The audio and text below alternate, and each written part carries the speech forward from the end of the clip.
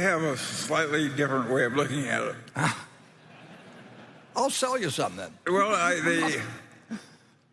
in my life, I try and avoid things that are stupid and evil and make me look bad in comparison with somebody else. And Bitcoin does all three. and in the first place, it's stupid because it's very likely to go to zero. The second place is evil because it undermines the Federal Reserve System and the national currency system, which we desperately need to maintain its integrity and government control and so on. And third, it makes us look foolish compared to the communist leader in China. He was smart enough to ban Bitcoin in China. And with all of our presumed advantages of civilization, we are a lot dumber than the communist leader in China. Yeah, and when 25% of the people of the country get mad because we've said what we've said today, just remember Charlie spoke last and was the most...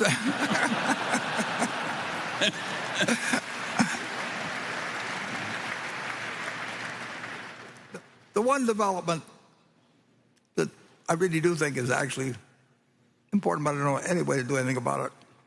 But my general sense, and there's no way to prove it, but I essentially believe people are now behaving somewhat more tribal than they have for a long time.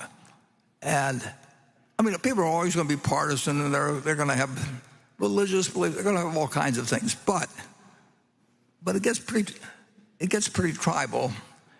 And I want to tell you, I speak from experience because I've been tribal.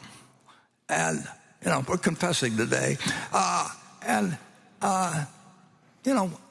Nebraska football is tribal. And when I watch a television set and I see our guy Nebraska step out of bounds by a foot, but somehow the ref misses it and calls it in, and then they show 6 replays, I'll continue to believe it was in, even though it's right in front of my eyes. They stepped out.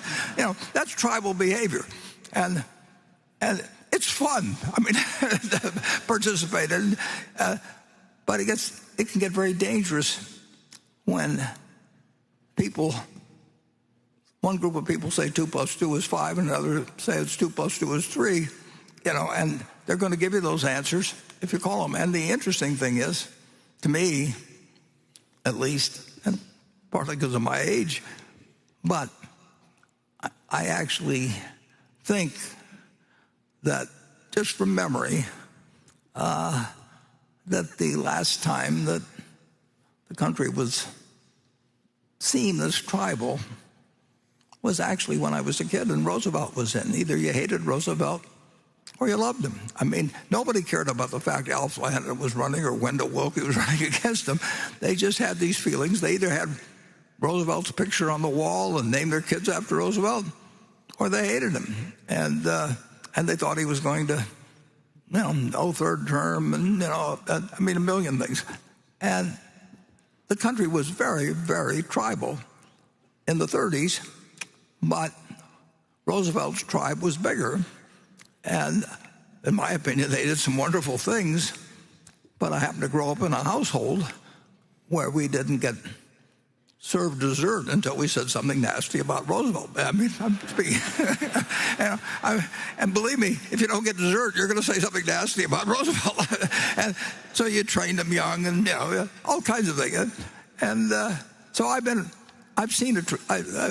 think I've seen a period that it wasn't that way when, if Eisenhower was running against Stevenson or whatever it might be. I mean,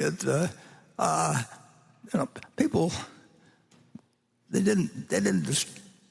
had a partisan behavior, and they had a certain amount of tribal always, but I don't think it's a good development for society generally when people get tribal regardless. I mean,